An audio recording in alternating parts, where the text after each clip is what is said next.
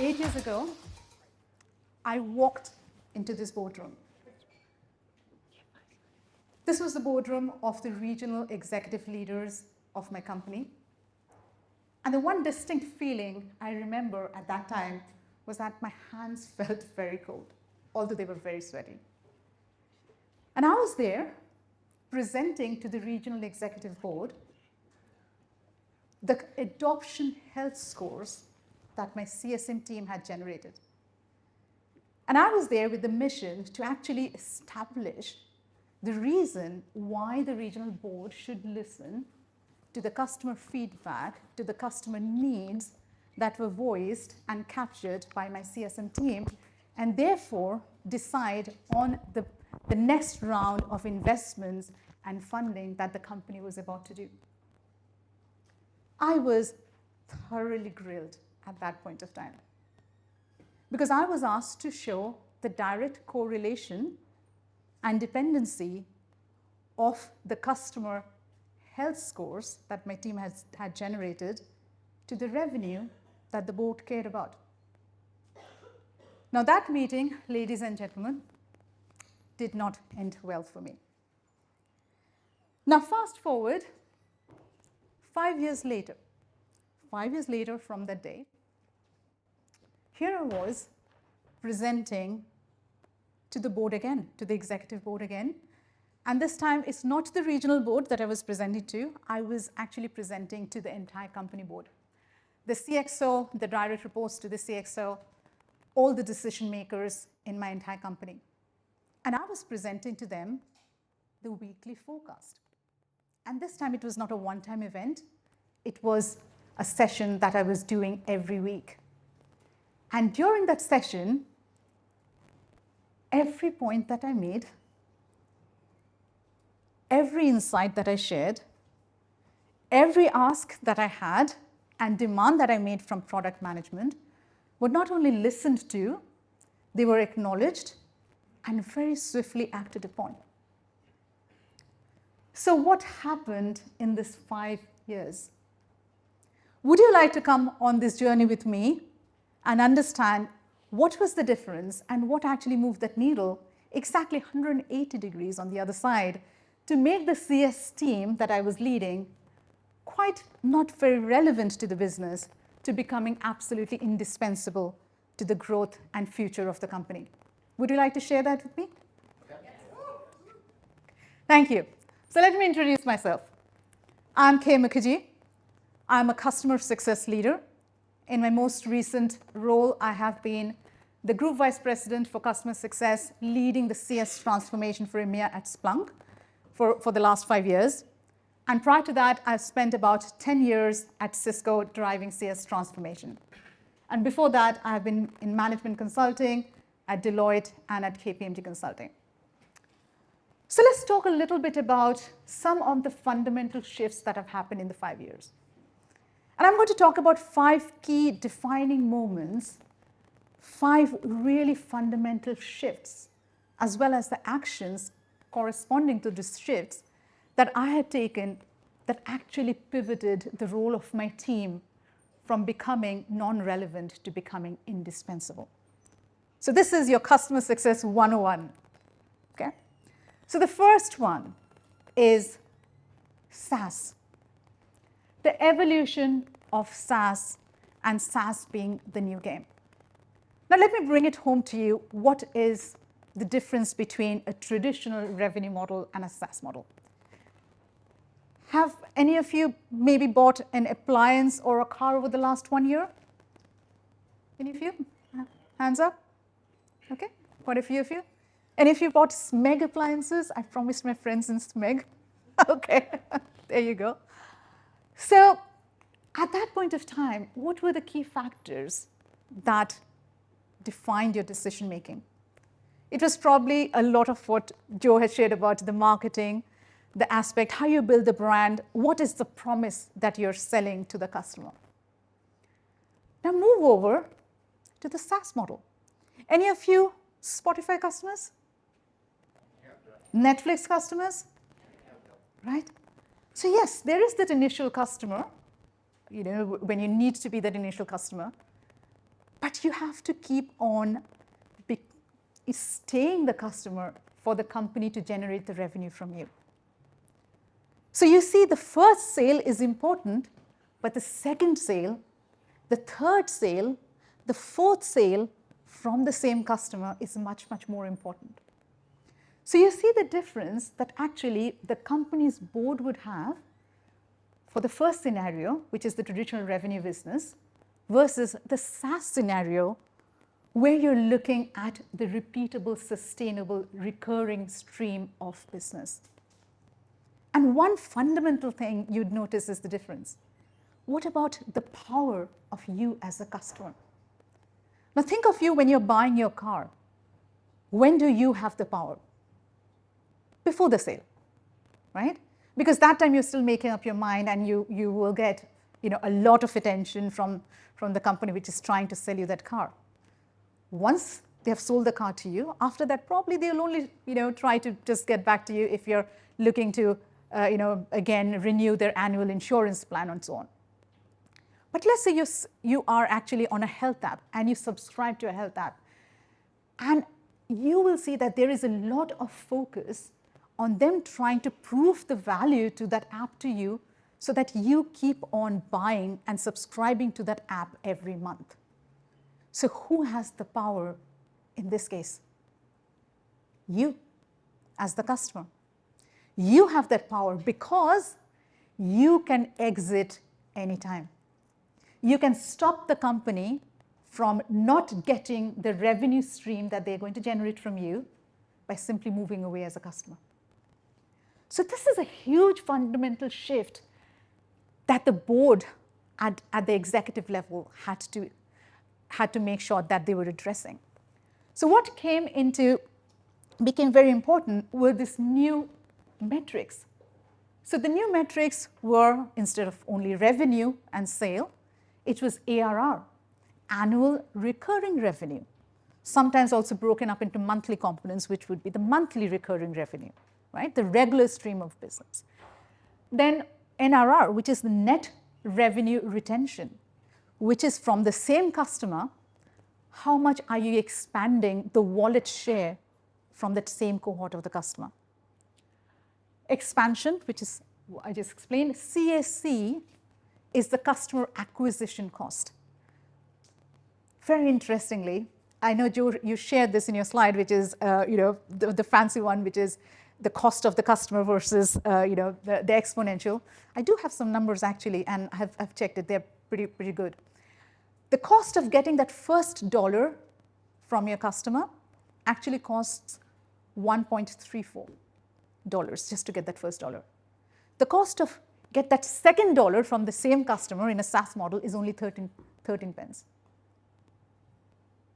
And so now you see the shift behind why SaaS companies are in there to get that customer on for a long time. The others is CLV, which is the customer lifetime value, which is how much revenue one particular customer would generate for you over their entire lifetime. So suddenly you'll see, for the board, for those making decisions, it has become very imperative to actually deliver customer value, not once, not at the time of the sale, but repeatedly, every time, because this revenue stream is recurring. Most importantly, you have to set the metrics right. So what happened in this 5 years is that instead of teams being only tasked to sell and generate revenue, they were actually being asked to predict the stream of ARR. And that became a really fundamental principle for success. So the way I responded to this new model is that I set clear KPIs and targets for my team. What I knew was that the board is interested in them being aware and having that predictability of that revenue stream. And it was really important, therefore, for my team, for my CSM team, to actually pivot to that. So instead of their metrics being something wishy-washy, which did not have any direct correlation to the revenue stream, I made sure that their metrics was based on ARR, NRR, and customer advocacy. And finally, we made sure that the entire milestones that we were driving with the customers were aligned with their own life cycle, which is the customer set up to use your solution? So for example, if you're having a new health app, have you set it up in a way in which you can benefit it? Are you getting the best practices and tips? What is the next stage on you actually being able to unlock all the benefits that this subscription can provide you? Okay. So this became really important for us. Now,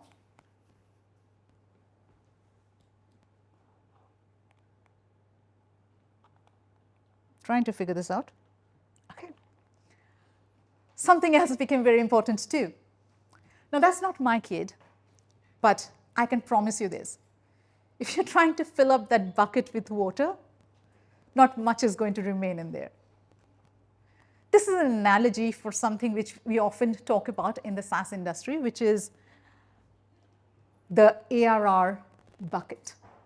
So this is the bucket where all the revenue stream that you're going to generate, the annual recurring revenue, you put that in the bucket. But what happens if there is a leak in that bucket? So the more water you keep filling up, the more water keeps dripping out of it. And if you have a really troublemaker in there like that, it's called churn, by the way, customer churn or revenue churn, then it becomes even a bigger problem to actually retain the metaphorical water or the ARR within your ARR revenue bucket. So what became extremely important in this new model, in this new era of SaaS, was that retention became the key to success. So it is not revenue at any cost. It is revenue with an understanding of what it means to get that revenue. I know my friend Rob has a session in the afternoon. Shout out to Rob. Yeah, and please do attend that session because it's going to be a very engaging discussion on that. And it's very much around the principle that we are seeing becoming very dominant nowadays, which is growth at all costs is no longer good enough. You have to be growing in a way in which it is profitable. So revenue growth, yes, but doing it through retention. Because remember, I shared the numbers with you. Getting that first dollar is actually a negative balance for your revenue stream. It's only when you get into that repeat cycle of subscription revenue, that's when it starts giving you that profit. And in order to do that, you need to retain that customer. You need to stop that churn from happening. And in order to do that, what are the actions that I have taken? And then these are the ones, the best practices that is there in the industry to do. Protect and grow the ARR. You have to fix the leaking bucket. And most important, implement risk management strategies and hold people accountable. Right? It's not good enough when people in different parts of your organization can just say, oh, I made this winning pitch, and that's enough. Or I drove this onboarding with the customer, and that's enough. Or I went and did this implementation with the customer, and that's enough. If after doing all of that, your customer is still churned, or you have had a downsell and you've lost some revenue, it's not good enough. Because each one has to be accountable for ensuring that the ARR is kept within that ARR bucket. Right. Ooh. This is the reaction that I actually had from my CSMs when I presented this model to them, which is them taking accountability of the entire ARR and the churn. They were like, ooh, did Kay mean us? Like, couldn't somebody else do it? Like somebody else? Well, you tell me, who else other than your CSMs would know very deeply what your customers' needs are? The fundamental role of a CSM is to be the trusted advisor of your customer. Know the pain points, know what the customer values are, know what the customer outcomes are, And the only person who can drive sustainable ARR is your CSM. Because your CSM knows what are the pain points and therefore also what are the growth drivers that your customer has in order to keep on not only retaining that revenue, but equally even expanding that revenue. So these are the areas that I focused on. And this made a very significant difference to the way, and equally a significant way, the way that we were actually able to deliver results. So in the last few years, and I'm not going to give you exact numbers over here because that's a company confidential, but I have made a major shift in that ARR retention number just by following some of these principles which I'm sharing with you today. So some of the best practices has been not only provide the CSM focus around risk management, equally around success planning. Now, what is success planning? Success plan actually very simply means a customer success plan.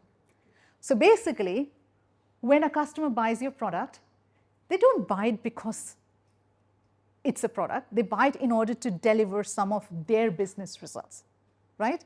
So whatever they want to do, they take your solution and they move the needle from being where they are to delivering the actual value to where they want it to be. Now, what success planning does, and this is where the CSMs actually help the customers do, is to build that customer success plan.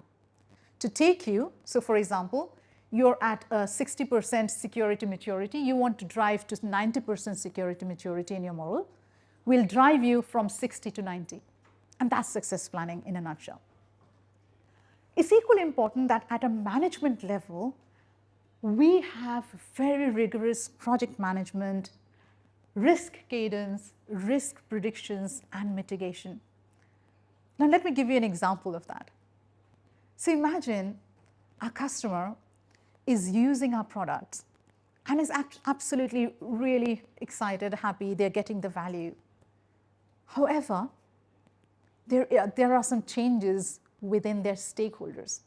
Let's say the champion who was actually leading our product and who was actually removing all the obstacles for us to actually deliver value to them, imagine if the champion leaves. What happens then? That then brings in an element of risk, because remember what I mentioned in the beginning. The customer can be very happy all through, but then something else can happen which can cause you to lose your revenue. And that is important for you to recognize that. And this is something a bit controversial, which I'm saying over here, which is your happy customers are not just enough. You need happy customers, but you also need customers who are going to constantly give you revenue. And in order to do that, you need to keep your customers happy. You need to make sure that they get value, but equally, you need to have a very, very good understanding of what are the risk triggers within your customers. So I'm going to present two deep dives. This is, again, a little bit going quite a bit in depth into the customer success domain. But for those of you who are either interested in this area or would like to know more, again, maybe just come along with me on this journey, because these are some of the really leading industry best practices that I have implemented, and I have seen significant value coming out of that. So this engagement is called T minus 360 days. Interesting name. First of all, why 360? What's T? I'll explain. So T is the renewal date, is the D day. Is the day, so I have imagined over here a 1-year customer life cycle where we sign the contract and then they renew with us, or the renewal date with us is 365 days later. Why not 365? The first 5 days we were like we had too much of a hangover after celebrating after the win, so those 5 days can't be counted. It's 360. So let's start at 360. The difference in this model is we are not pacing forwards from when we have acquired the customer, we're actually pacing backwards from when the renewal is due. You see the difference? The difference is in the mindset that we are driving, that it is important for us to know that that's the goal that we are going towards. The goal is that we have to make sure that the customer renews and possibly even expand at the end of their renewal annual cycle, which is at the end of the 360 days. So what we do is T360, that's the time when we have finished our celebrations, customers acquired. T minus 300, which is in the first 2 months, we actually deploy the success plan. So I've just, remember I explained to you the success plan is where you actually draw a project plan to help the customer achieve their outcomes. So within the 2 months, you have already done that, you have onboarded the customer knows what steps they need to do in order to derive value from your solution. Around midway through the cycle, T minus 180. T minus 180 is when we go and start checking for, have we demonstrated value yet? Are you able to articulate the ROI that you have got from your solution? And equally, are we able to sniff out at a very, very early stage any risk triggers? So you can imagine we are still halfway along. We still have half a year to go. But even at this early stage, we try to find out if there are any risks to the renewal. At T minus 120, which is about 4 months before the renewal, we try and see if the customer is ready to expand. Is there any cross-sell or upsell that we can help the customer with, where they can get even further value from the solution that we have helped them with? T minus 90, this is 3 months before the renewal date. The CSM hands off and steps back, because they then hand it off to the renewal teams, because after that, they have actually ensured that the renewal is going to happen, because they have mitigated any risks which have come up by that time. They've also made sure that the value that they have created for the customer can be clearly articulated and demonstrated by their champion within the customer, who can then go and ask for the check for the renewal. So then the actual big day comes, renewal, and it goes off without an event, because we have already prepared for the day right from the day the customer was acquired. This has been a fundamental mindset shift, not only for my CSM organization, but for my entire company. Because so far, we have always been in the traditional motion where we do the sale, we celebrate, we move on, and then somebody remembers maybe a month before the renewal, hey, renewal was due. Has somebody contacted the customer? This actually takes into account that our next event, and the biggest event, is the renewal, okay? And we plan for that. The other best practice, the other best practice I would share over here is we also use a lot of best-in-class CRM tools to drive that level of consistent insights within the organization, and for us to actually share that broadly across various stakeholders inside as well as externally. So this is a tool that we use called Gainsight. Again, it really helps us a lot in terms of planning as well as being aware to report things at the highest level. So as you can see in this dashboard, there is an overall health score, right? But equally it has what is the next renewal date? How long has this customer been with us? What is the support score? How has the service experience been for the customer? Do they have any CTAs, which is the call to action? So basically any risk alerts that needs to be mitigated. So it has everything. It has the entire pulse rate of the customer in one place. And this then gives the assurance to my company and to my stakeholders internally that I know the revenue stream coming for this customer is safe. And that is, if you remember my first story, when I presented back after 5 years to my leaders and to my executive boards, this is what they were interested in hearing. Kay, are you getting the renewal? And I look at this dashboard and said, yes, we will. That's the confidence. That's the predictability and that's the accuracy that the board is looking for. So with that, with so much of rigor and cadence and control and execution, do you think things can go wrong? Still things can go wrong, right? Usually things go wrong because of this, right? I think I can argue whether it's a 6 or I can argue whether it's a 9 because it depends upon perspectives.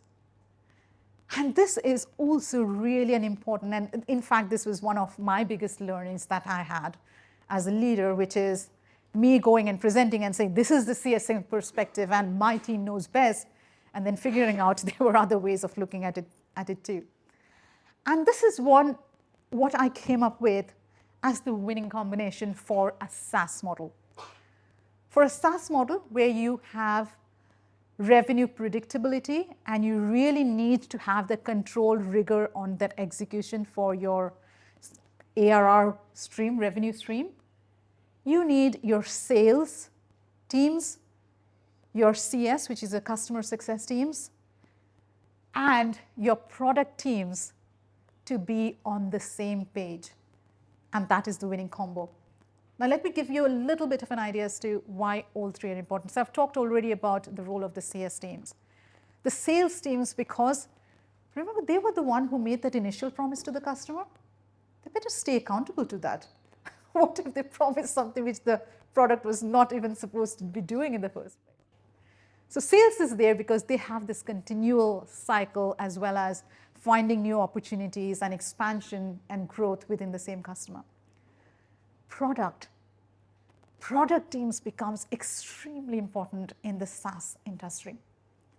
Because a lot of times your customers, and especially to the CS team, they will give the feedback, this is what is missing in your roadmap.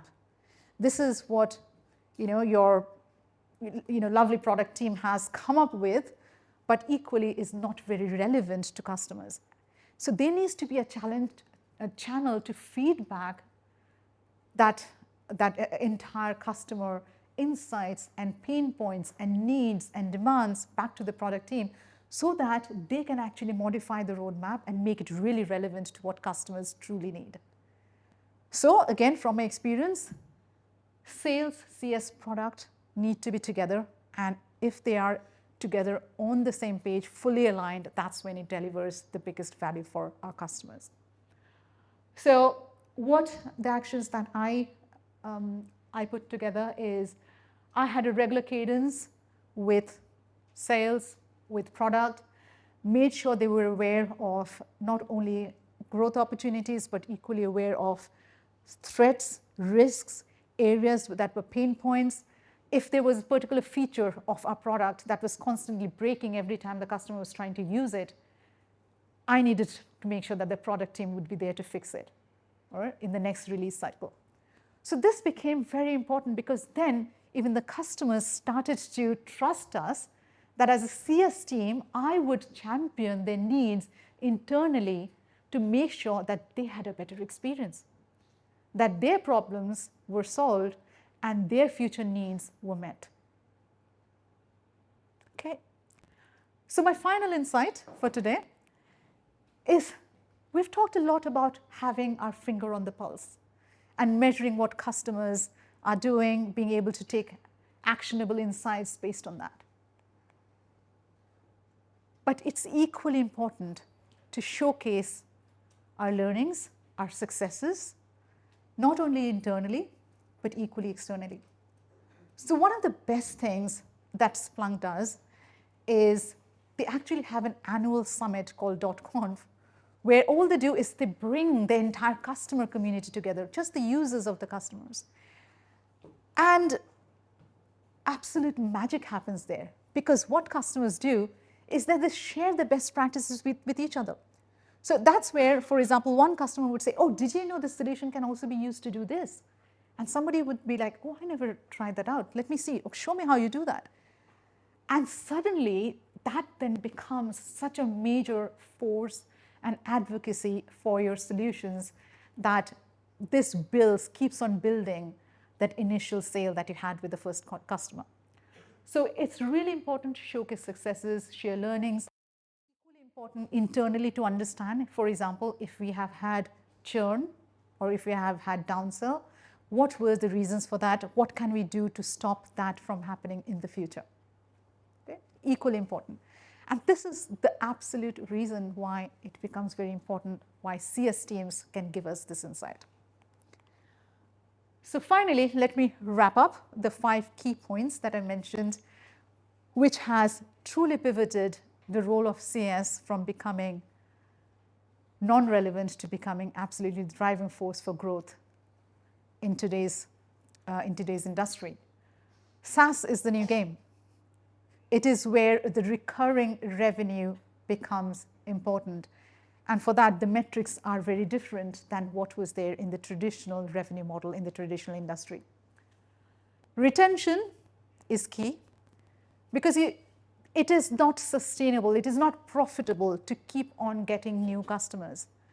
What we need in a SaaS model to be successful is we need to get multiple dollars from the same customer. We need that continuous revenue stream. And in order to, if retention is the key, who holds that key? Is the CSMs.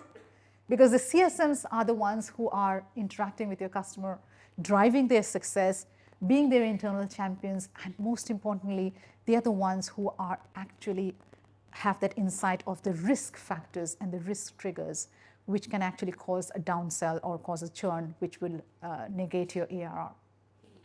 Finally, sales, CS, and product. They are the winning combo, which can absolutely make a difference to providing your customers the absolute end-to-end customer experience, as well as make sure that we are retaining the revenue stream and expanding our revenue stream with them. And finally, we always need a forum to make sure our customers are able to share their best practices with each other. We are able to share that internally as well as learn from the churn and downsells. So with that, thank you very much. This is my LinkedIn profile. Please feel free to connect with me. I'd love to hear your thoughts, ideas, or if there are any further insights and tips that you'd like to share with me. Thank you. Let's take some questions.